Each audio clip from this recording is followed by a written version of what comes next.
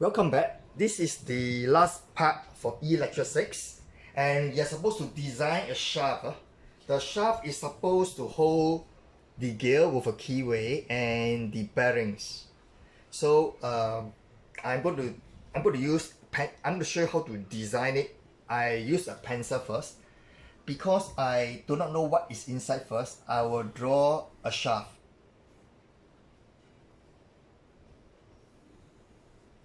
Assume this is the whole imaginary shaft and I have a gear here, so let me put the gear there.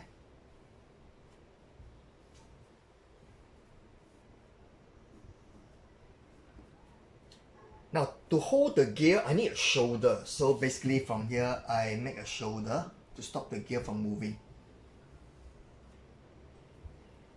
So this will stop the gear from moving, and to prevent the gear from dropping off I will introduce a circlip. So I draw this over here. This is the groove for the circlip. So the circlip sits there. Now I'm going to handle the bearings over this side. Over the left side I'm going to put the bearing. So from here I need to make a shoulder for the bearing. And let's say the bearing is over here. There's a bearing. So I will have the shoulder over here. Over here, I need to have the circlip to hold the bearing. That's where I need. Then this side is settled already. So on the other side, after the circlip here, I need to get a shoulder for the bearing. So let's say the shoulder for the bearing. The bearing is over here.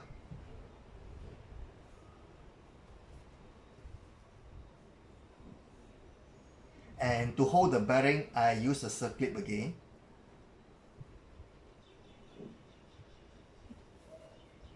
And to make sure that the shaft can rotate the gear, because they say the gear has a keyway, so I need to introduce a key seat onto the shaft.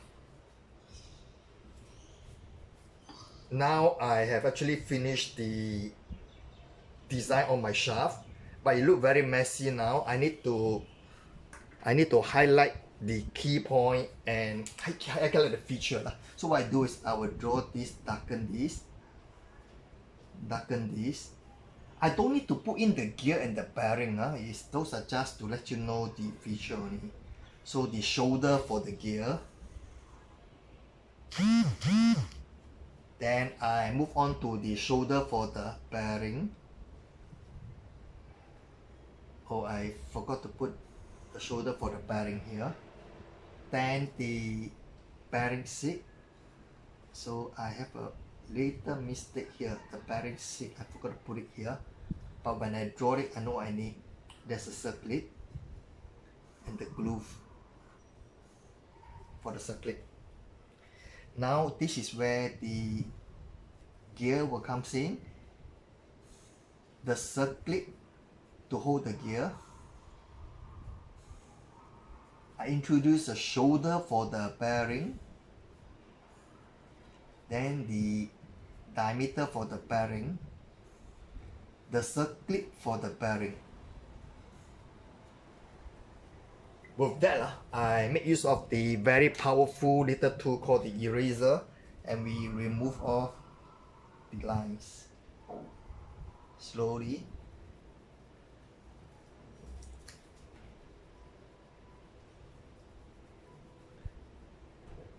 This is the best part, no? Because you already finished your design. You can slowly take your time to erase the part and enjoy the process. Like I say, this is a shaft, so definitely we want to put in a center line. Okay, this is beautiful. Now I'm going to put in the center line to show that it's a shaft.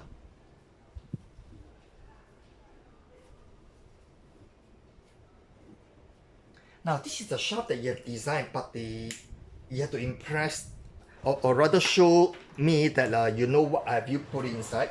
So what is this? This is called the identified it called the key seat. And then we will say this is where the gear is going to mount. This is where the bearing is going to sit. This is for the bearing. This is the seat for the bearing also.